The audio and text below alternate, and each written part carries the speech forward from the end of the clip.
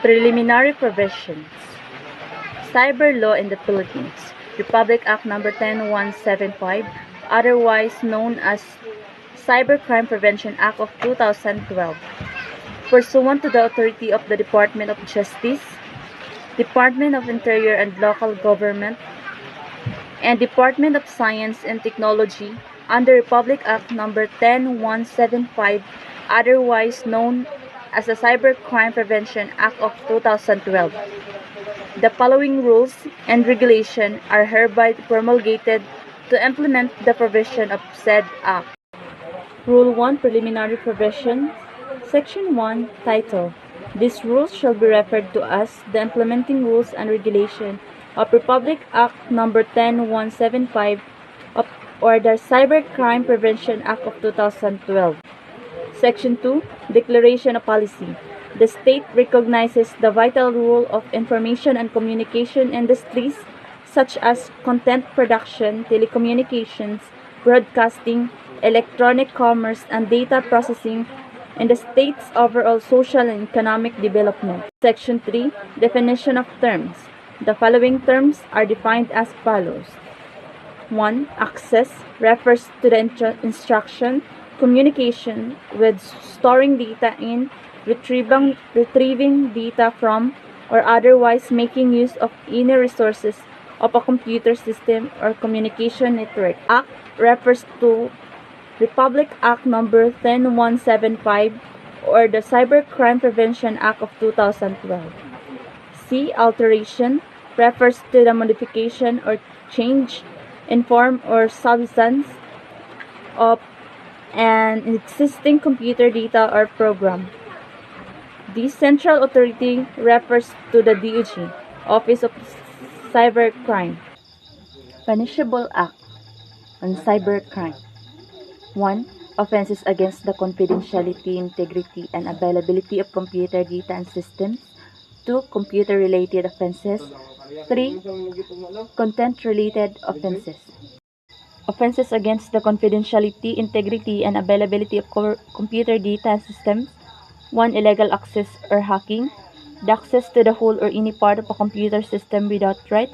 So, example dani is mahak ang imong account, mahak ang imong computer. 2. Illegal interception. The interception made by the technical means. 3. Data inference. The intentional or reckless alteration, damaging, deletion, or deterioration of computer data. 4. System interference.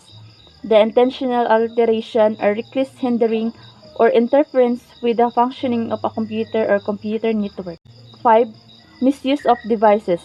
The use, production, sale, procurement, importation, distribution, or otherwise making available without right. 6.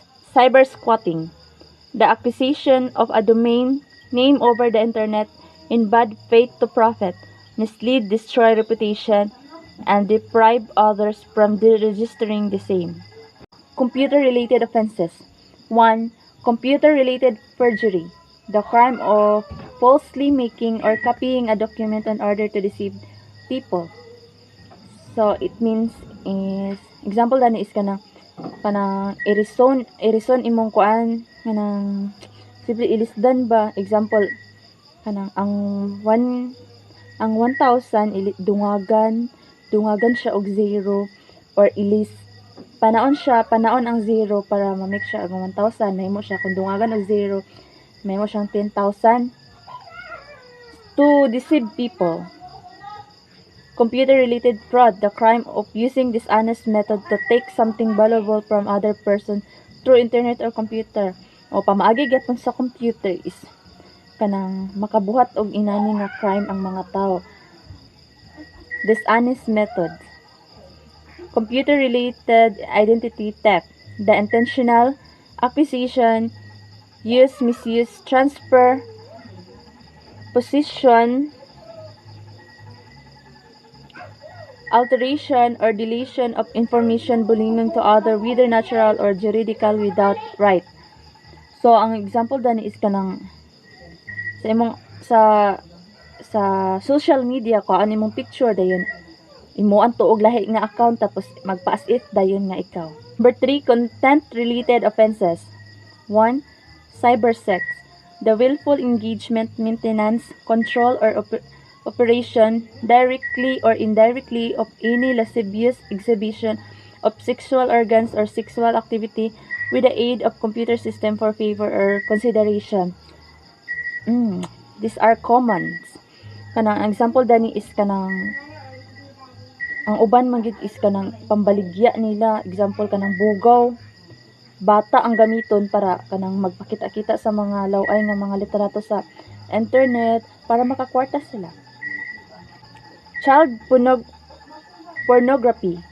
The unlawful or prohibited acts defined and punishable by Republic Act number 9775 or the Anti-Child Pornography Act of 2009 committed through a computer system o pinaagi gyapon sa computer makakommit gyapon og kanang pornography. Number 3, libel. The act of publishing a false statement that causes to have a bad opinion of someone. O kining common gyud kaayo ni ang libel sa social media, example kanang gipakaulawan unya kanang pero pwede na siya makasuhan na libel kay tungod lagi kay gipakaulawan sa social media unya ang uban kay kanang makakosto siya og to sa iya og kanang ma-hurt pud siya kay tungod kay naingana na ang panlantaw sa ubang tao sa iya kay tungod atong nagpakaulaw sa iya. Penalties. A penalty is a punishment that someone is given for doing something which is against a law or rule. A penalty can be in response to either civil or criminal violation. Some penalties require only the payment of some amount of money that is determined by a judge based on the level of harm suffered by other party. The violation of more severe crime can be accompanied by even harsher penalties, including imprisonment or even death, though the death penalties is restricted to capital offenses and is not a penalty that can be imposed in every state. So, ang penalty is a punishment. Kailangan nimo bayaran ang imong mga sala nga nabuhat against sa law. Pwede ka mobayad nga through money or property nga kayutaan if dili ka ka-afford sa money.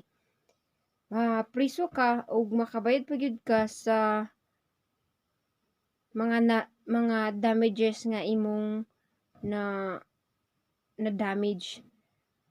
For example, if na hospital ang tao nga imong gihilabtan na hospital, ikaw magbayad sa hospital, tanan gastos nga iyang nagasto imong bayaran ug mapriso pa gyud ka. Ang imong bayaran if og imong kadugayon sa prisuhan nagdepende sa kadak-on sa imong sala nga nabuhat.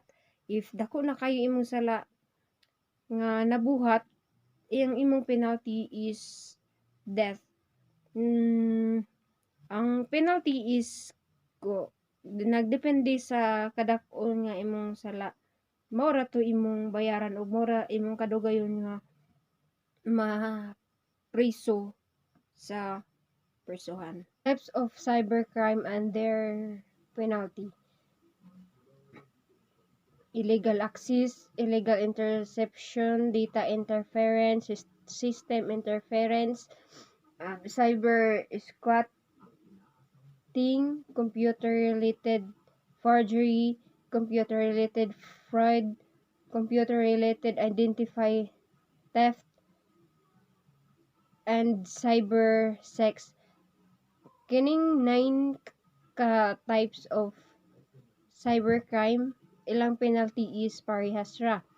The penalty is prison mayor, imprisonment of 6 years and 1 day up to 12 years, or a fine of at least 200,000 pesos up to a maximum amount. Then, child pornography, the penalty is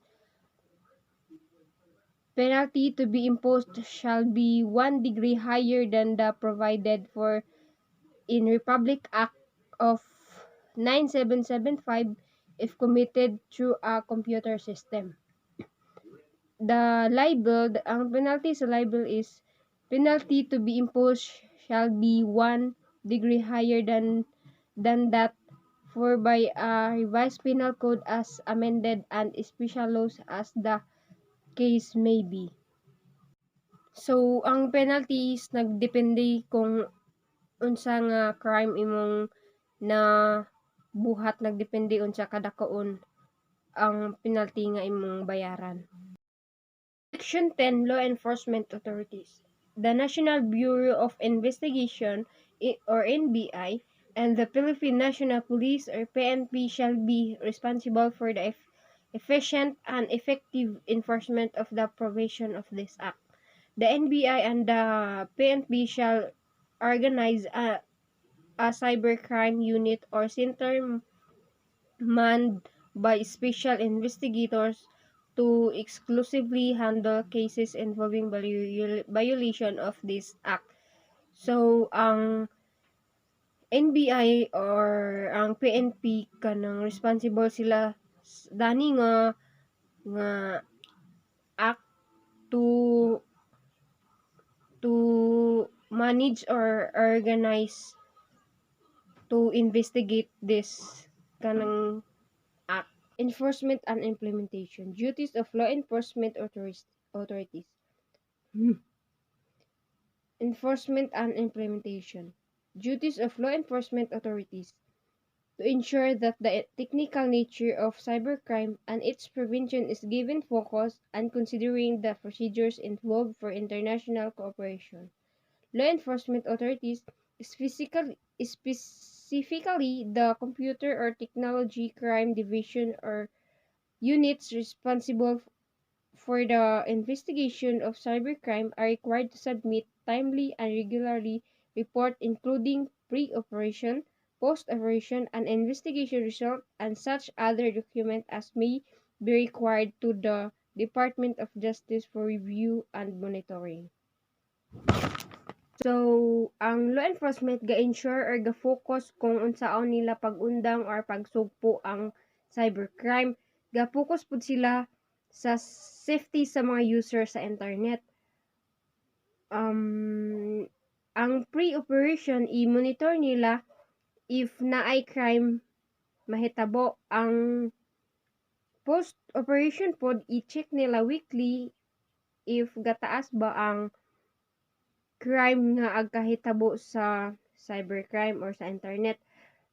So, kailangan nila i-focus or i-monitor kay lisod man ma-detect ang crime sa internet unlike sa gawas ra nga makita nato sa daplindalan or kanang unsa pa diya sa kilid-kilid nga manghitabo dali ra ma-detect or dali ra mahibaluan unsay dahilan or unsay kanang court or kinsay nagbuhat inana.